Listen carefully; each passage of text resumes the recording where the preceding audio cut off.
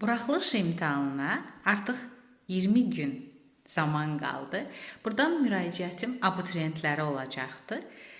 Baxın, 20 gün qalıb deyə biraz onu da oxuyun, biraz bunu da oxumaq üçün yuxunuzdan kəsməyin qətiyyən.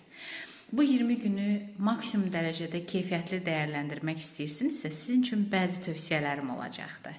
Birincisi, çalışın yuxunuza diqqət eləyin, qidalanmanıza diqqət eləyin. Çünki sizin o beyniniz iki şeylə çalışır. Biri yuxunuzdur, digəri isə sağlam qidalanmağınızdır. Əgər oxuduqlarınızın beyniniz sizə geri verməyini imtahanda istəyirsinizsə, yuxunuza və qidanıza diqqət edin.